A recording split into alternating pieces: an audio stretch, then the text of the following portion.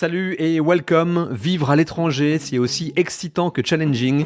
Je suis sûr que vous serez d'accord avec moi et faire les bons choix au bon moment, c'est pas toujours facile en fait. Je me souviens quand je me suis expatrié au Royaume-Uni en 2003 depuis Paris, il y avait des infos disponibles, bien sûr, mais rien à voir avec maintenant. Les expats de 2023 ont clairement plus de possibilités de bien se préparer que ceux d'il y a 20 ans.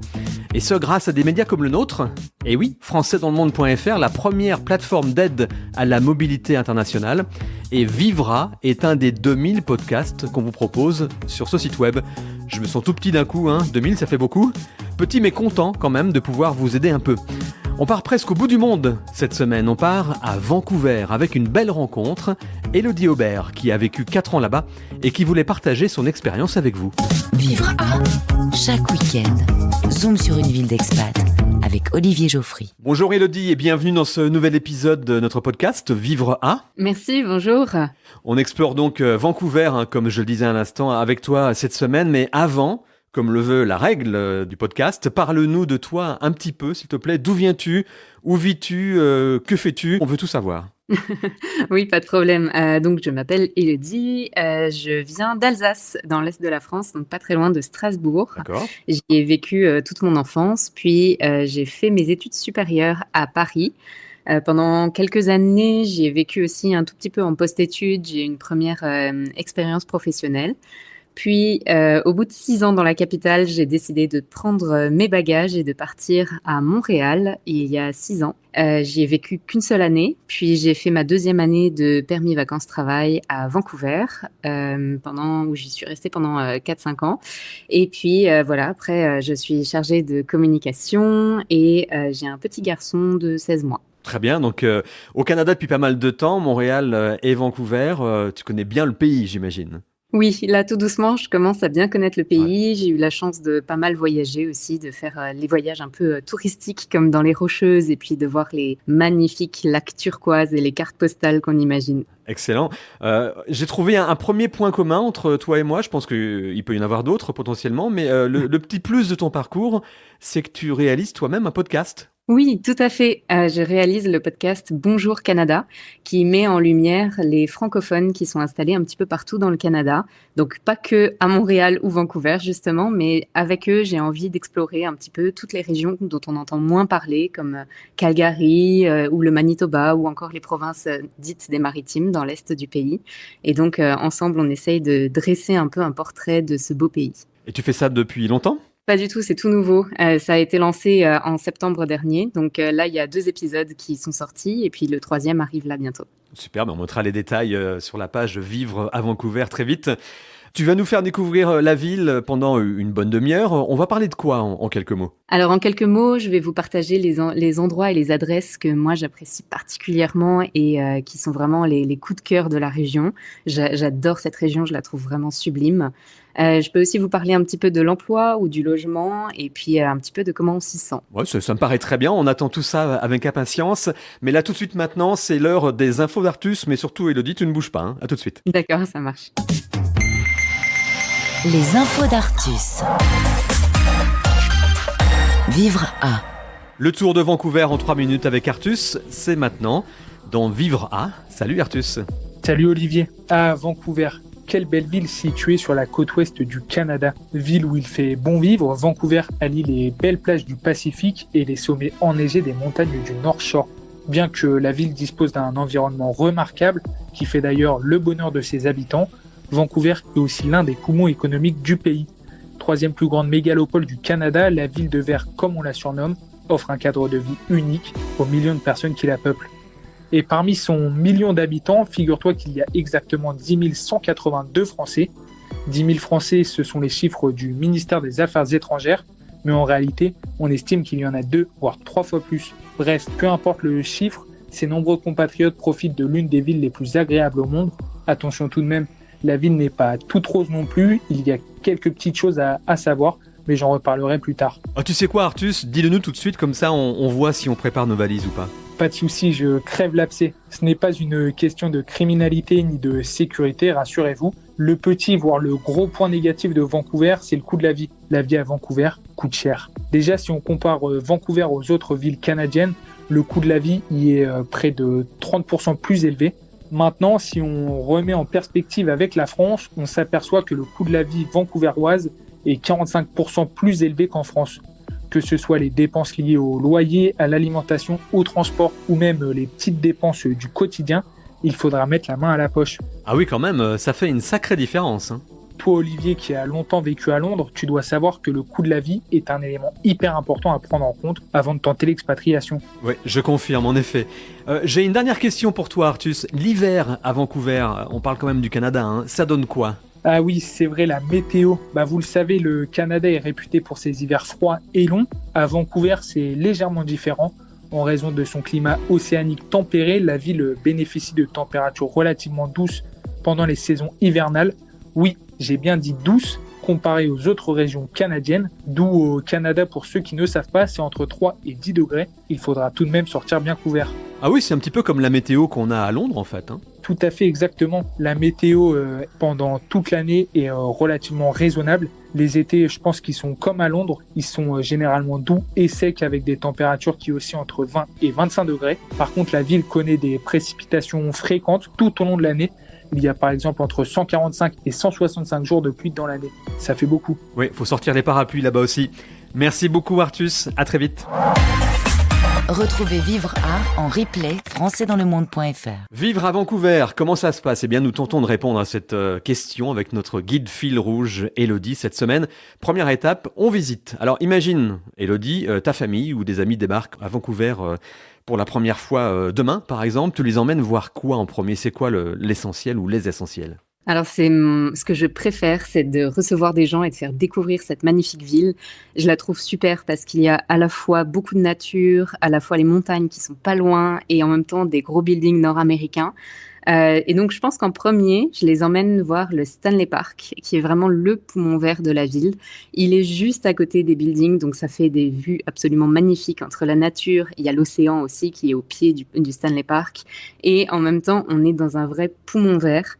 C'est un endroit magnifique. On peut faire tout le tour du Stanley Park à pied ou à vélo. Moi, j'ai une petite préférence pour le vélo parce que c'est quand même 10 km à faire. Oui, quand même. Donc, je pense que c'est vraiment une chose à faire et à ne pas manquer. Et il y a beaucoup d'entreprises qui louent des vélos pas loin, donc c'est vraiment facile de le faire pour pas trop cher.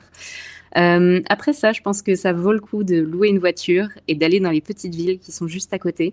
On a notamment la ville de Deep Cove qui est vraiment pas loin, qui est un petit écrin de nature avec des phoques vraiment qui sont juste au pied des jetées où on peut manger des glaces, manger des bons bagels.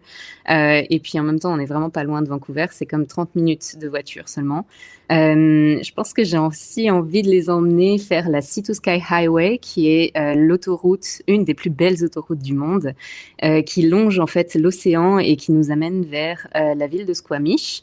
C'est vraiment une magnifique autoroute qui est tout en lacets et en même temps, donc, on a les montagnes à notre droite, l'océan à notre gauche. Ce sont vraiment des paysages sublimes. Le gros plus de Vancouver et de sa région, c'est le plein air, hein, c'est ça ? C'est la nature. Oui.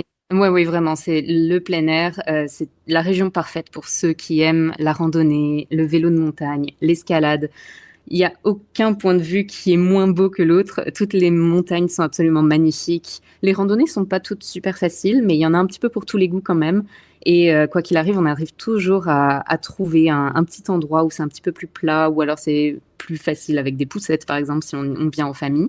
Et puis, ceux qui aiment un petit peu plus se challenger, il y a des randonnées qui sont vraiment magnifiques et qui offrent des points de vue à couper le souffle. Pour profiter de tout ça, est-ce que la météo est un problème ? La raison pour laquelle je pose la question, c'est que...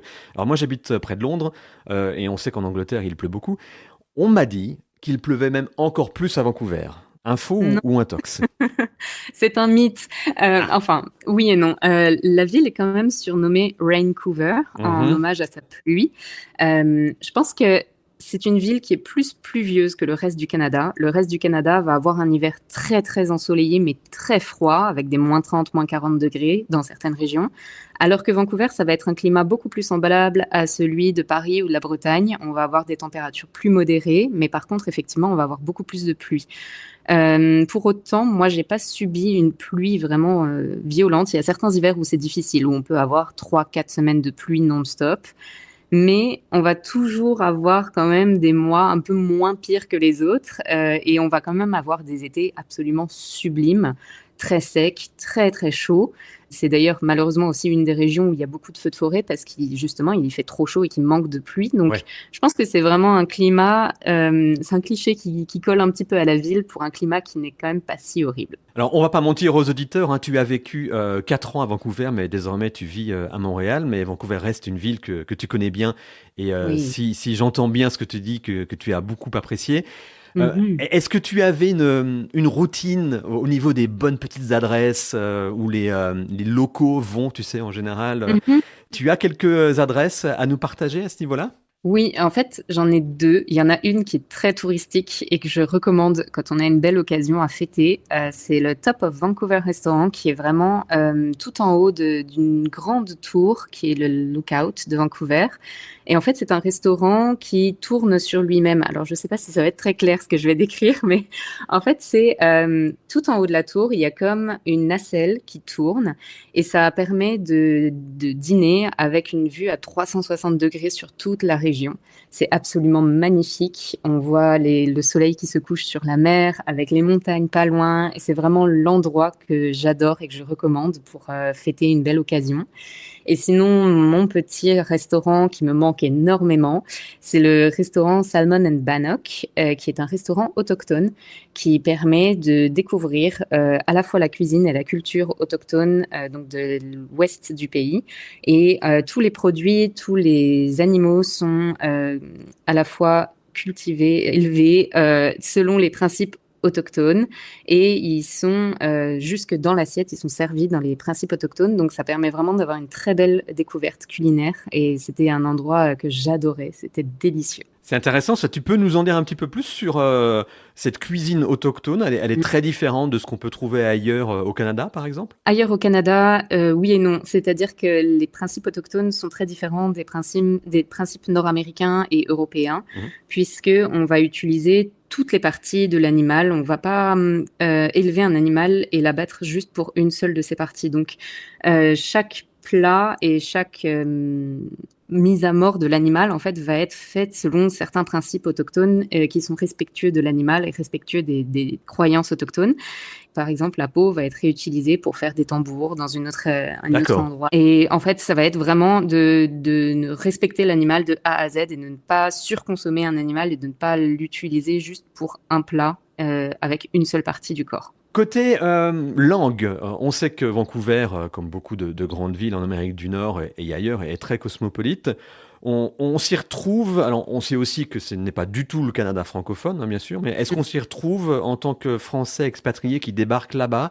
Il y a un petit peu de repères ou c'est l'anglais direct minimum pour mieux comprendre un petit peu la culture locale? Il y a une culture, il y a une communauté francophone qui est quand Mhm. même grande, mais c'est certain que si on ne parle pas du tout anglais, ça va être compliqué parce que la majorité de toutes les démarches administratives se fait en anglais.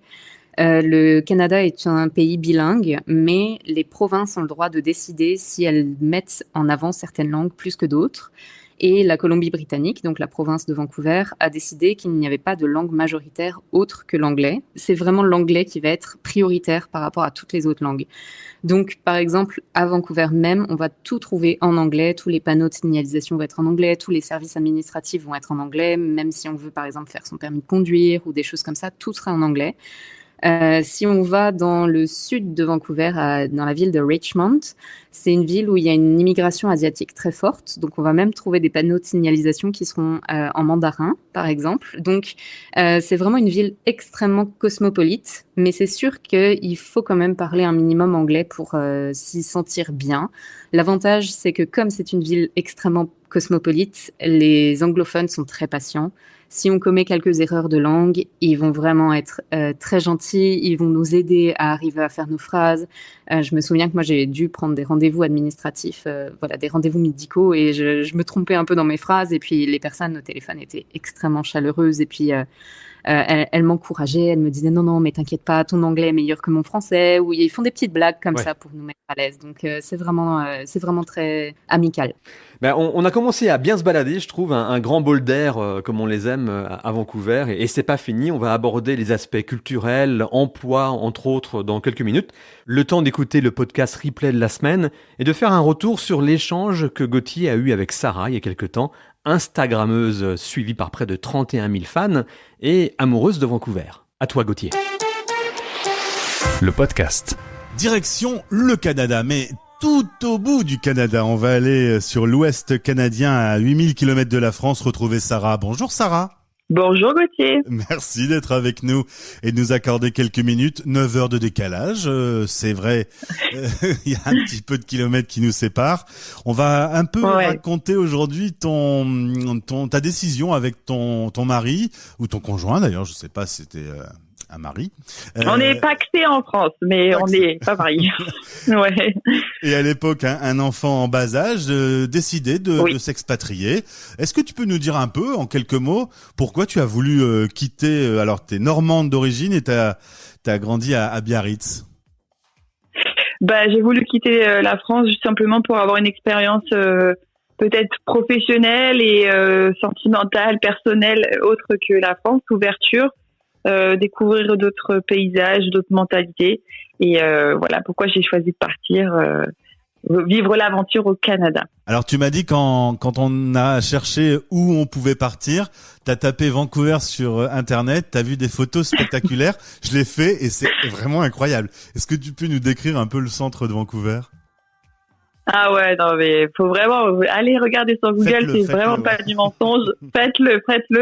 La première image quand vous tapez Vancouver, vous tombez sur les buildings en plein milieu d'une petite île et bordée de montagnes et d'océans, c'est juste incroyable. Des buildings en plein milieu, on se dit c'est pas possible.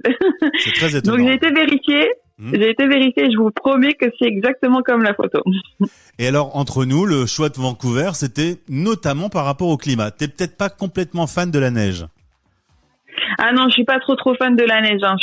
J'aurais pas pu vivre 6 mois de neige comme dans l'Est canadien, dans le Québec, etc., l'Ontario.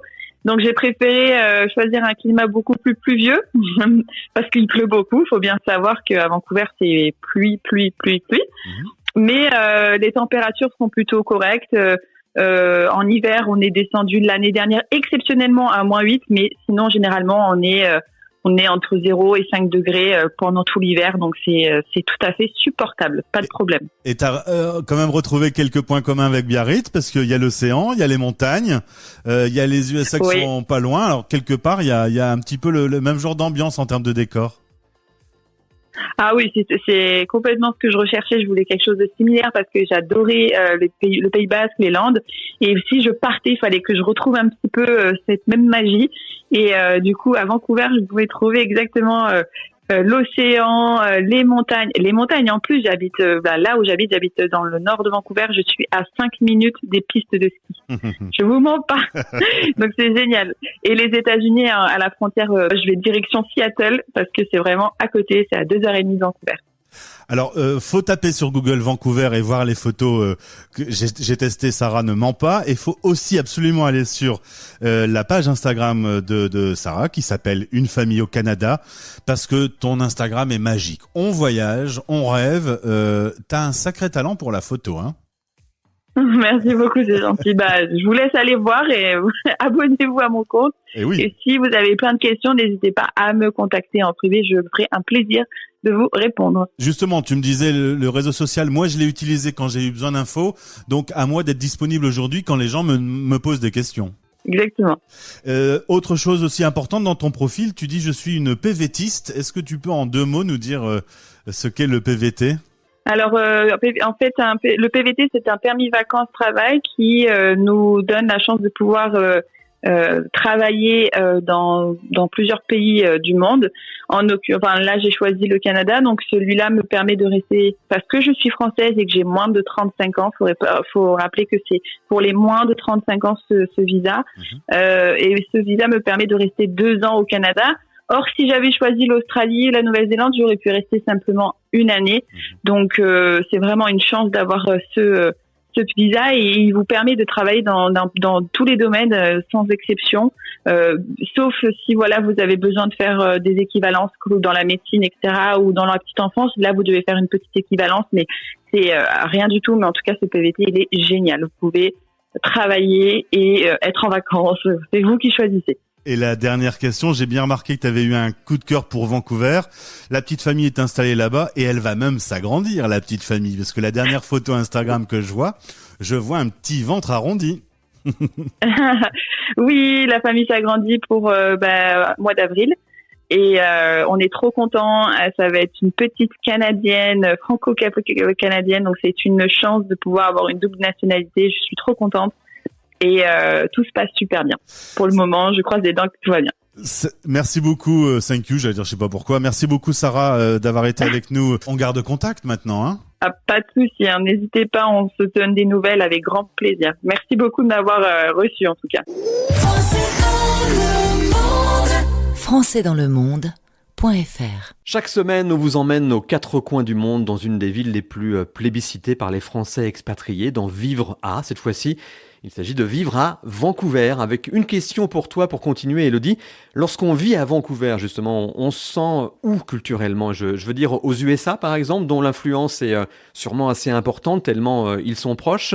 Dans une ville anglophone cosmopolite classique, si toutefois ça existe.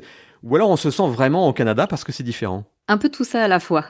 D'accord. Il y a une influence américaine, des USA, qui est effectivement très très forte parce qu'on est à 30 minutes de la frontière à peu près, Ouais. et à seulement 2 heures de Seattle. Donc c'est certain qu'il y a une très grosse influence, et il y a même beaucoup de tourisme d'Américains qui viennent des US à Vancouver. Donc c'est sûr qu'il y a un très grand brassage entre les deux pays. Je dirais qu'il y a une très forte culture autochtone aussi. L'histoire fait que les colons sont arrivés un petit peu vers la fin dans l'ouest du pays, donc la colonisation a été moins importante, par exemple, que dans l'est. Par exemple, au Québec, c'est quand même beaucoup plus US et Europe, donc c'est certain que c'est pas du tout la même ambiance. Et en même temps, c'est comme je le disais avant, une ville très cosmopolite parce qu'il y a une grande immigration d'Asie. Donc ça fait un mélange en fait de plein de pays différents qui rend la ville extrêmement chaleureuse. On sent qu'il n'y a pas du tout de barrière. On peut être un peu qui on veut avec notre bagage, avec notre langue, avec notre accent. Il y a vraiment un brassage de tout ça en même temps. Tu sens une différence par rapport à tes autres expériences d'expatrié? Oui, oui, vraiment. Par rapport à l'Est, c'est vraiment flagrant. Mhm. Je pense que l'Est a une immigration européenne, française notamment, qui est beaucoup plus forte. Tandis que dans l'Ouest, c'est vraiment beaucoup plus édulcoré. En tout cas, les Français sont moins nombreux aussi. Et Ouais. je pense qu'il y a beaucoup plus de mélanges qui viennent de gens qui viennent d'un peu partout, notamment aussi parce que la langue principale est anglaise, alors que au Québec, par exemple, c'est le français. Donc, c'est sûr que ça ferme un petit peu les portes d'autres pays du monde, quoi. Lorsqu'on est expatrié depuis quelques années, parfois ça arrive qu'on se dit mais je baigne dans une culture que j'aime beaucoup, que j'adore, que j'ai découverte il y a quelques années. Je vais avoir un mal fou, si toutefois ça doit arriver, à rentrer en France. Parce que j'ai changé de culture, en gros. Est-ce que c'est ton cas, toi aussi? Est-ce que tu ressens déjà ça après quelques années d'expatriation? Oui, tout à fait. Là, on est sur le point de demander notre citoyenneté, donc on va être Grosse étape. grosse étape, et si tout va bien, on sera franco-canadien, mais c'est certain que j'arrive plus trop à savoir si je suis française ou plus canadienne. Ça fait ça à tout le monde, hein, il paraît. Il paraît, oui. Tu as évoqué un petit peu le travail que tu faisais tout à l'heure. Comment ça se passe justement de s'intégrer à Vancouver, côté boulot, dans un bureau par exemple, si c'est ce que tu as fait? Il y a des choses à savoir, des choses à faire, à ne pas faire, des réflexes à éviter par exemple? Oui, je pense qu'on a une culture du travail qui est très différente de la France, du Canada. Au Canada, je pense qu'il va y avoir un côté un petit peu plus bienveillant et on va faire peut-être un peu plus attention les uns aux autres. Il y a une grande partie qui est donnée à la collaboration et au travail en équipe. Et puis, il y a aussi une grande valeur sur l'équilibre famille et travail que moi, je n'avais peut-être pas de la France. Je pense qu'en France, j'avais l'habitude de travailler beaucoup et de travailler de l'overtime souvent et de pas trop compter mes heures. Et au Canada, j'ai rapidement été un peu invitée à compter mes heures et déclarer si je faisais des heures supplémentaires. Et il y a une culture, je trouve, pour l'instant, de ce que j'ai pu vivre, qui est forte dans le sens où si tu n'arrives pas à faire ton travail dans tes heures, c'est qu'il y a un problème soit d'organisation, soit qu'il y a trop de travail et qu'il faut rééquilibrer. Et je pense que c'est cette remise en question qui est vraiment très différente de la France, ou en tout cas moi de ce que j'ai vécu en France, où je pense que j'avais l'habitude de faire beaucoup de choses en peu de temps ou alors en trop de temps. C'est-à-dire que vraiment il y avait vraiment une surproduction, une surproductivité et c'était un petit peu difficile en tout cas dans le rythme parisien. C'est facile de trouver un emploi quand on débarque de France, au Canada en général et peut-être à Vancouver en particulier? Je pense que ça dépend beaucoup de son domaine d'expertise. Je pense que c'est facile de trouver des petits emplois, des petits jobs. Ça va aller assez vite et ça va être parfait pour parfaire son anglais et puis se sentir plus à l'aise avec la langue. Les emplois qui sont un peu plus qualifiés, ça peut être un peu plus challengeant. Ça va vraiment dépendre de son expérience personnelle. Mais c'est sûr que dans certains domaines, on est quand même en compétition avec les États-Unis qui sont juste à côté et donc avec des gens qui ont un anglais absolument parfait.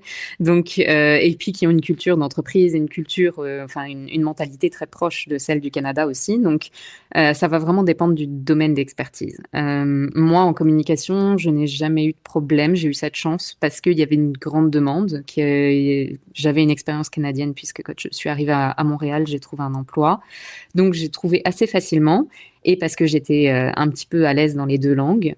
Mais je sais que pour d'autres personnes, c'est beaucoup plus compliqué. Donc, par exemple, mon conjoint qui a un doctorat et qui travaille en recherche, ça a été beaucoup plus dur parce que les candidats venaient de Harvard ou d'autres universités qui sont nord-américaines et qui étaient connus des employeurs canadiens, même si lui a fait une super université en France, ça n'a pas le même poids qu'une université nord-américaine. Donc se renseigner peut-être avant une expatriation potentielle là-bas sur les secteurs qui embauchent, sur les professions qui sont demandées, que vous venez de France ou d'ailleurs, quoi.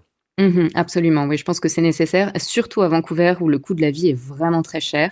Je pense que c'est important d'être bien préparé, d'avoir suffisamment d'économies et puis de savoir un petit peu vers quoi on va et ce qu'on a envie d'avoir. Alors je glisse vers un autre sujet, lentement mais sûrement. Donc c'est possible de trouver un emploi avec les différents critères et conditions que tu viens de préciser.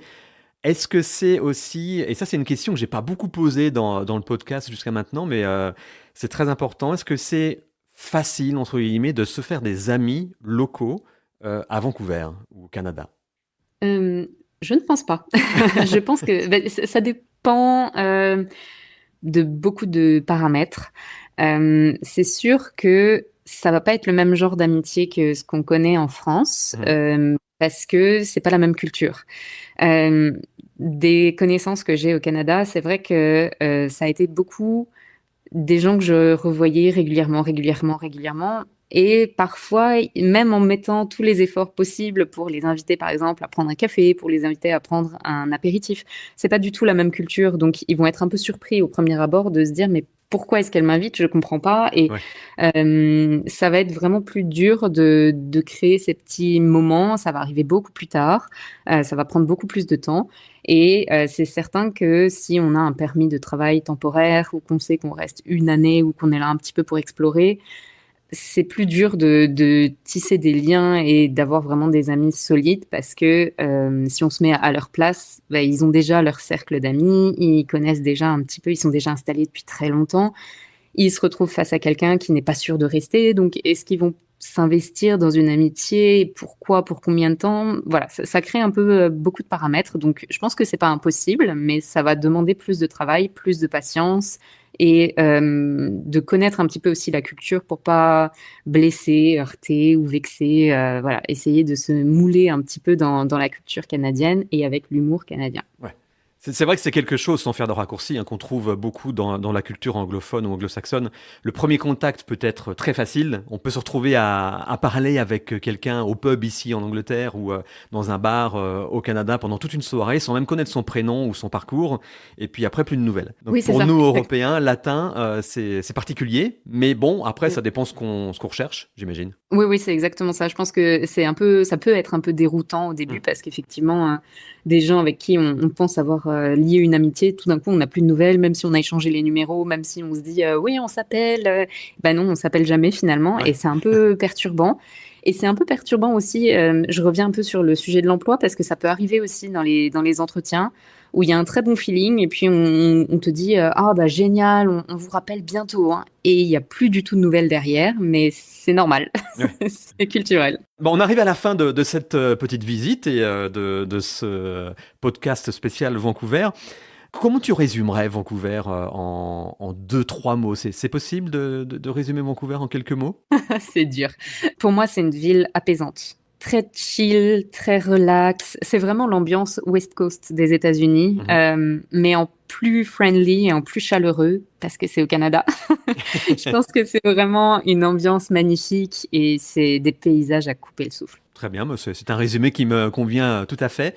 Une dernière question pour toi, une raison particulière qui t'a fait revenir à Montréal après ton expérience à Vancouver ? Tu t'es senti un petit peu loin de l'Europe ou une autre raison ? Oui, je me suis sentie un peu loin de l'Europe et la ville est sublime et absolument géniale, mais elle est un peu compliquée quand on est une jeune famille, qu'on a des enfants à mettre en garderie. Il y a très très très peu de place et pas beaucoup de garderies.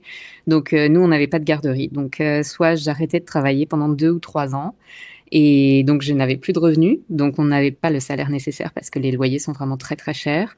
Soit on partait dans une autre ville. Et mon conjoint a trouvé un travail à Montréal, donc on est reparti avec plaisir. Puis on a trouvé une garderie, et puis j'ai trouvé un autre travail aussi. Merci beaucoup d'avoir partagé toutes ces infos sur Vancouver avec nous, en tout cas Élodie, une ville que je connaissais pas du tout personnellement, donc très intéressant, vraiment. J'espère que ça vous donnera envie d'aller plus loin dans vos recherches et pourquoi pas de franchir le pas et d'envisager une expatriation là-bas. Clairement, ça vaut le coup. En tout cas, à bientôt Élodie, et je te souhaite une belle vie au Canada, Vénard. Merci beaucoup Olivier, merci. Je serais bien resté plus longtemps à Vancouver, moi. C'est une ville attirante, enrichissante, cosmopolite. C'est le Canada autrement. Sûrement moins évident à vivre que Montréal, qui est rempli de nos cousins québécois, bien sûr, mais tout aussi passionnant et dépaysant. On se balade comme ça toutes les semaines dans Vivre A. C'est bien, non ? On collecte un maximum d'infos pour vous, on les partage dans chaque épisode et ensuite on les range dans votre boîte à podcast, comme Apple, Spotify ou Google par exemple. Comme ça, vous pouvez y revenir à chaque fois que vous avez besoin d'infos sur votre destination coup de cœur. Merci en tout cas d'être de plus en plus nombreux à écouter ce podcast et à très vite au bout du monde. Vous vivez dans une ville que vous aimez ? Témoignez dans cette émission. Contactez-nous via la page Contact sur le site françaisdanslemonde.fr.